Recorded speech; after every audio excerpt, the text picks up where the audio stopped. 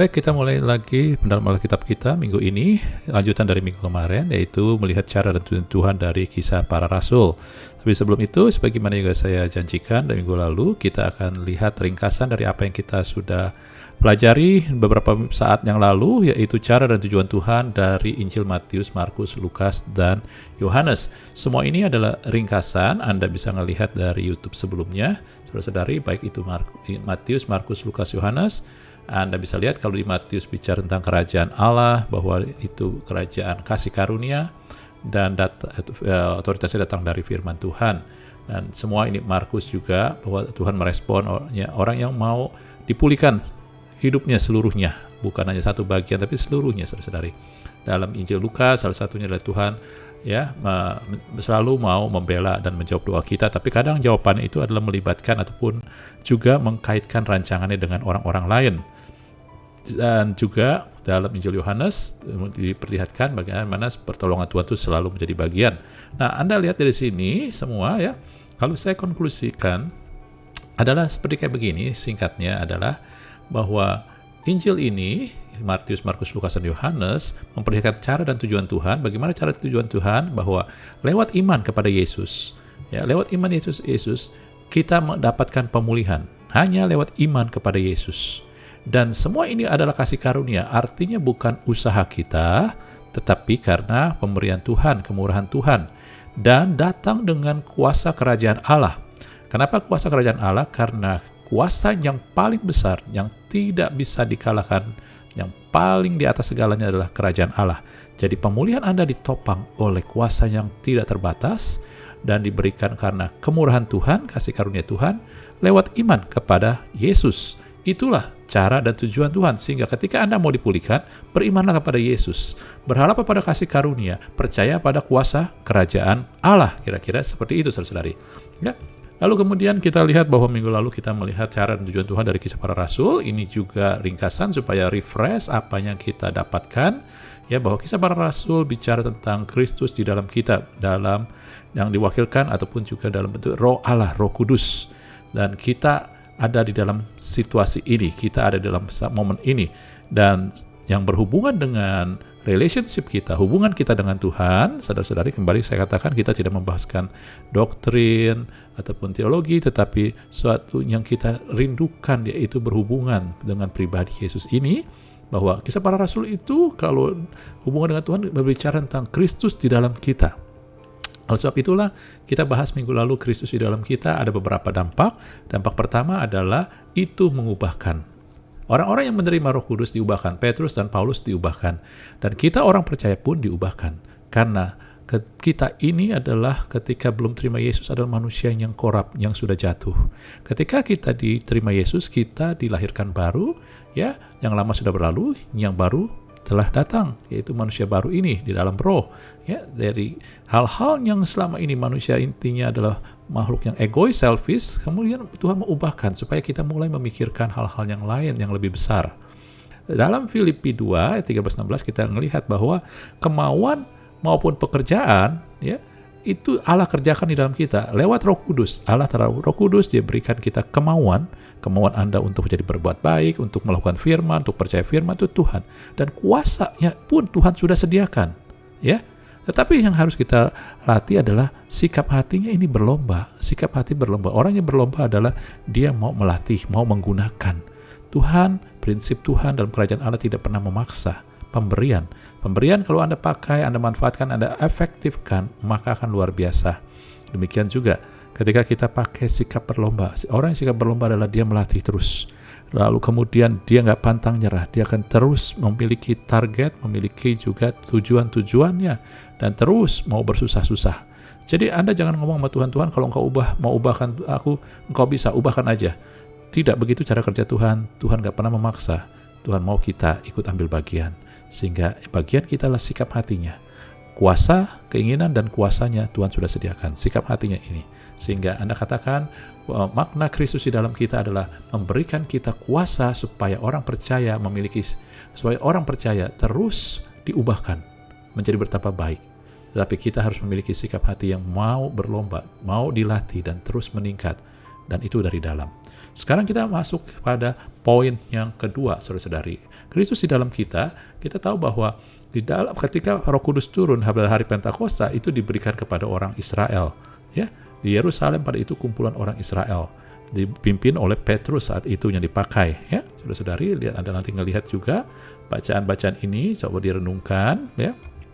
Nah, kemudian kembali saya tidak menyampaikan secara doktrinal, tetapi secara apa yang Tuhan singkapkan untuk relationship aja. Kemudian sesudah itu, di dalam Kisah Rasul 8, ayat 5 dan 6, Filipus dipakai Tuhan untuk memberitakan Injil di Samaria. Ya, dan orang-orang di situ menerima. Ya, karena juga Filipus melihatkan tanda-tanda. Jadi Roh Kudus memakai Filipus untuk menyampaikan Injil kepada orang Samaria. Kemudian sama juga Filipus juga di 8 ayat 27, ya, Tuhan mengirim Filipus kepada seorang Ethiopia. Sida Ethiopia dikatakan pembesar dan kepala bendahara Sri Kandake. Jadi posisinya tinggi, ya. Dan pergi ke Yerusalem untuk beribadah. Ketika kata pergi ke Yerusalem untuk beribadah, Anda harus tahu bahwa hanya orang Israel, keturunan Israel, ya, orang Yahudi lah yang pergi ke Yerusalem untuk beribadah saat itu. Okay? Mereka ada satu keharusan bahwa dalam 1 tahun berapa kali untuk ke Yerusalem beribadah. Jadi Anda tahu bahwa ini orang Israel, orang Yahudi, tapi dia tinggal di negara lain, atau saya katakan adalah diaspora, orang-orang diaspora, orang Yahudi yang tidak ada di Yerusalem ataupun tanah perjanjian, tapi di negara lain seperti di Ethiopia ini, Afrika, ya. Oke. Kemudian Anda ngelihat lagi di dalam firman Tuhan ayat 10, pasal 10, 34, pertobatan Cornelius. Petrus diutus Tuhan kepada Cornelius, dia orang Italia, ya. Jadi disitulah kemudian ketika Petrus baru memberitakan tentang Yesus, nama Yesus, kemudian turun Roh Kudus. Mereka kepenuhan Roh Kudus. Belum dibaptis, tetapi sudah kepenuhan Roh Kudus karena berita itu. Nah, ini disampaikan kepada orang non-Yahudi. Kemudian Paulus, ya, dengan Silas, kemudian ketika di Filipi, di Kisah Rasul 16, ayat 31, ya, ketika mereka ditangkap, kemudian penjara itu terbuka, lalu akhirnya kepala penjara yang mau bunuh diri, gak jadi, saudara-saudari. Kemudian disitulah kepala penjara itu bilang, Tuhan, apa yang harus kuperbuat supaya aku selamat? Ya, Paulus berkata, percaya kepada Tuhan Yesus Kristus, engkau akan selamat, engkau dan sisi rumahmu. Ini adalah Roh Kudus bekerja untuk menyampaikan berita keselamatan, ya, Injil kepada orang Romawi. Anda melihat di sini, ya, dari Israel, Samaria, Yahudi, ya, diaspora, Yahudi yang di luar daripada negara tanah perjanjian, kemudian kepada orang non-Yahudi, ya, yang masing ada di daerah, ya, tanah perjanjian, ya, mereka ada di Yerusalem, mungkin ya daerah itu, ya, saudara, daerah orang Israel, dan kemudian kepada orang Romawi yang tinggal ada di Roma, gitu, saudara-saudari. Dan Anda ngelihat bahwa firman Tuhan dalam Kisah Rasul 1 ayat 8, firman Tuhan katakan, kalau Roh Kudus turun atas kamu akan menjadi saksi di Yerusalem, seluruh Yudea dan Samaria sampai ke ujung bumi. Ya, Yerusalem bangsa Israel. Samaria pun adalah bangsa Israel, campuran daripada orang Israel. Diaspora Yahudi, ya, tentu juga orang Israel. Sudah itu baru orang yang bukan Yahudi tetapi tinggal di daerah Israel. Kemudian kepada orang Romawi, saudara-saudari. Ini menggenapi apa yang Tuhan sudah rancang, mulai dari Yerusalem, Yudea, Samaria sampai ujung bumi. Amin, saudara-saudara. Anda bisa melihat ini adalah penggenapan. Bagaimana Roh Kudus bekerja menggenapi rancangan Tuhan. Jadi dengan kata lain saya mau katakan bahwa Kristus di dalam kita dampaknya adalah mengerjakan rencana Tuhan. Jadi banyak orang pikir kalau Kristus di dalam kita, Roh Kudus di dalam kita adalah hanya sekedar manifestasi. Tidak, saudara. Roh Kudus lebih daripada itu. Manifestasi ada, tetapi Roh Kudus juga lebih daripada itu. Dia punya rancangan, dia punya rencana dan mengerjakan rencana Tuhan yang mungkin gak sebentaran. Dari Israel ini sampai terus ke Roma ini butuh waktu beberapa saat, ya. Jadi Anda yang dipenuhi dengan Roh Kudus, ada Roh Tuhan di dalam Anda, ya. Salah satunya adalah Anda percaya bahwa kuasa yang ada di dalam Anda akan menggenapi, mengerjakan rancangan Tuhan di dalam kehidupan kita dan kehidupan kerajaan Allah, umat Tuhan. Anda ngerti? Dapat poinnya? Ya. Jadi itu tanda-tandanya salah satunya. Nah, Nah, kemudian Anda ngelihat juga nih di sini, orang Israel, Samaria, diaspora Yahudi, non-Yahudi, Romawi, dan firman Tuhan katakan ini orang-orang yang berbeda, yang orang Yahudi menganggap orang Gentile, orang non-Yahudi itu adalah lebih rendah, najis. Tetapi dalam firman Tuhan kemudian Paulus berkata, ya tidak ada lagi orang Yahudi dan non-Yahudi, tidak lagi hamba, orang merdeka, kaya miskin, gak ada, saudara, laki perempuan gak ada. Semua satu dalam Kristus, milik Kristus, keturunan Abraham berhak menerima janji Allah. Ya, kita nggak lihat dulu janji Allah, kita nggak ini pasti gitu ya, tapi kita ngelihat di sini dulu, saudara, dengan keadaan Israel, Samaria, orang non-Yahudi, orang Romawi, ya saudara-saudari, ketika menerima Roh Kudus di mata Tuhan mereka sama. Ya, maknanya apa? Besar sekali maknanya. Semua manusia sama, nggak ada lagi suku, gender, bangsa. Kita pikir, ya saya tahu, dan kadang kita tahu, tapi kita tidak menghidupinya, saudara-saudari. Ketika kita mulai melihat bahwa misalkan aja di dalam rumah tangga, ya tidak ada lagi yang lebih hebat. Semua sama, kita harus melakukan sama. Anak, suami, istri sama, fungsinya beda, ya. Tapi kita melihat mereka sama karena mereka memiliki Roh Kudus. Jadi ketika kita memiliki Roh Kudus, ketika Roh Kudus ada di dalam kita, maka yang menjadi tolak ukur kita adalah makhluk rohnya, bukan apa yang di luar. Yang di luar mungkin Anda hamba, artinya Anda pegawai, Anda mungkin bos, itu yang di luarnya doang. Tapi dalamnya Anda punya Roh Tuhan apa enggak? Mungkin Anda cewek, cowok, anak, orang tua, bukan itu yang menentukan. Nilai Anda adalah ditentukan oleh di dalamnya ada Roh Kudus enggak? Orang yang memiliki Roh Kudus, dia akan menghargai apa yang datang dari Roh, bukan datang dari dunia. Ketika orang terima Yesus memiliki Roh Kudus, maka Anda nilai dan lihat dia sama, harganya bernilai semua, saudari. Jadi Anda ngelihat di sini menjadikan kita berharga dan bernilai satu sama dengan lain. Konsekuensinya adalah begini. Anda harus mulai pakai ini, cara lihat yang baru ini, bahwa kita ini di dalam Roh sama, sehingga Anda nggak akan jadi minder. Dengan siapapun juga Anda nggak perlu minder, karena Anda mulai ngelihat di dalam kebenaran Roh. Saya milikin Roh Tuhan, Roh yang membangkitkan Yesus dari maut ada dalam saya. Orang yang percaya lain juga sama, walaupun jabatannya lain, mungkin jabatan lebih tinggi, dia lebih pintar secara ya dunia ataupun intelektual, tetapi dalam Roh kita sama. Anda jangan rendah diri, tapi kemudian ketika Anda punya sesuatu kelebihan, Anda jangan sombong, karena secara Roh kita sama, ya. Perlakukanlah orang semua dengan cara ini. Anda nggak perlakukan orang karena sukunya, karena statusnya, status sosialnya, enggak. Perlakukan orang lah karena Anda menghargai Roh Tuhan. Sehingga Anda dengar lagu, kulihat di wajahmu kemuliaan Allah. Siapa kemuliaan Allah? Siapapun memiliki Roh Allah. Itu dia. Anda menghargai itu. Oke, nah kemudian juga yang sama, maka tadi saya bilang 3A, karena sekarang kita lihat bahwa yang terjadi ketika Roh Kudus turun adalah Roh Kudus memakai orang-orang yang simpel yang Anda nggak pernah dengar. Satu ketika dalam Kisah Para Rasul 9, Tuhan pakai Ananias untuk menyembuhkan penglihatan daripada Saulus yang baru bertobat, tetapi dengan cara Tuhan bikin dia buta matanya. Anda baca ya, Kisah Para Rasul 9 ayat 10 sampai 12, ya. Ya, siapa Ananias? Gak banyak keterangan lain, tapi tiba-tiba Tuhan suruh dia, orang percaya aja, dipakai untuk menyembuhkan, saudara-saudari. Kemudian Tuhan juga pakai orang lain yang disebut juga 7 orang, ya.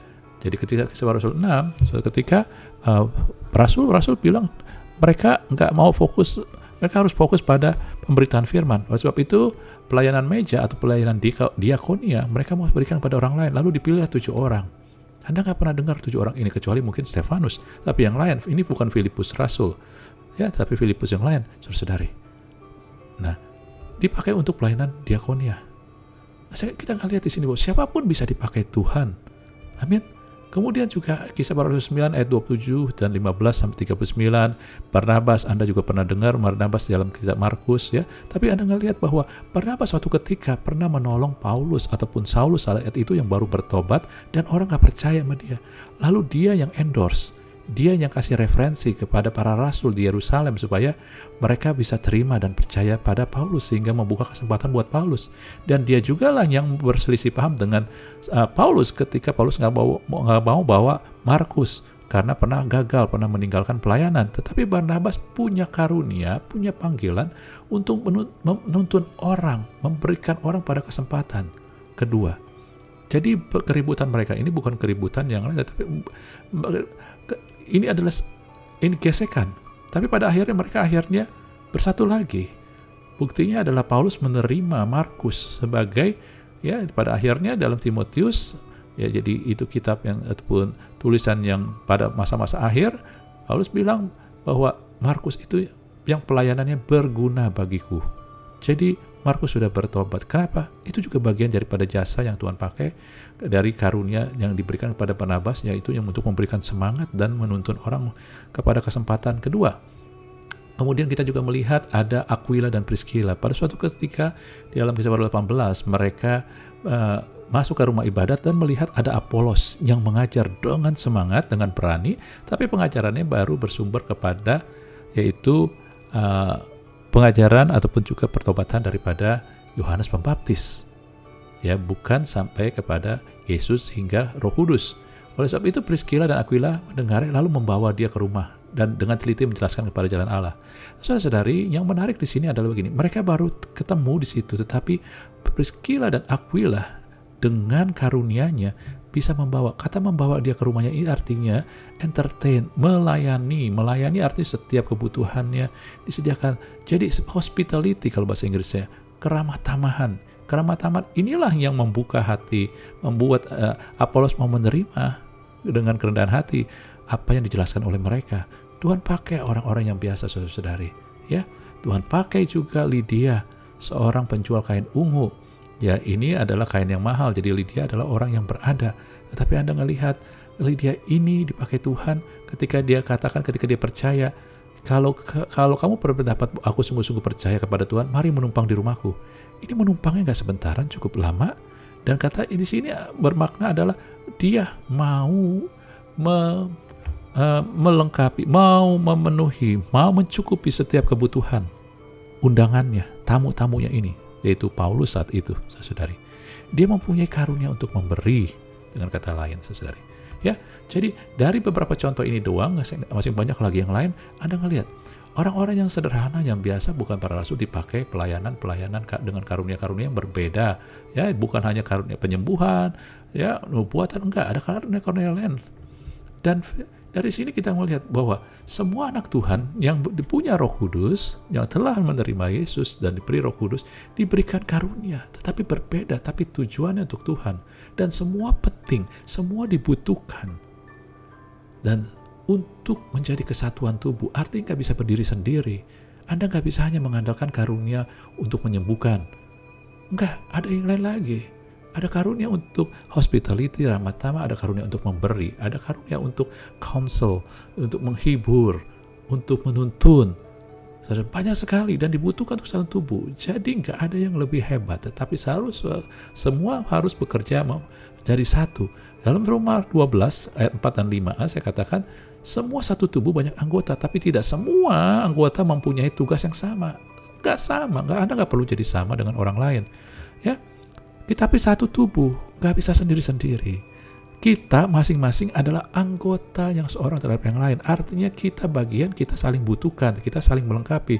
Kita adalah anggota seorang terhadap yang lain. Ya, karunia berlain-lainan. Itu menurut tujuan Tuhan dan pemberian Tuhan. Pasti ada tujuannya. Jadi yang kedua, dampak ataupun manifestasi daripada Kristus dalam kita adalah kita mulai melihat bahwa di dalam Roh Kudus dalam kita memberikan kita karunia. Bagian di dalam kerajaan Allah yang kita boleh pakai untuk senopang, untuk sinkron harmonis. Di dalam rumah juga, Anda dan pasangan hidup Anda, anak-anak Anda, orang tua, siapapun dalam rumah tangga pun sama, memiliki semuanya dalam Kristus, mereka memiliki karunia, tetapi fungsinya berbeda, tetapi bukan menunjukkan siapa yang menonjol, siapa yang pegang otoritas, siapa yang pegang kendali, bukan, tetapi saling sinkron, harmonis, saudara-saudari.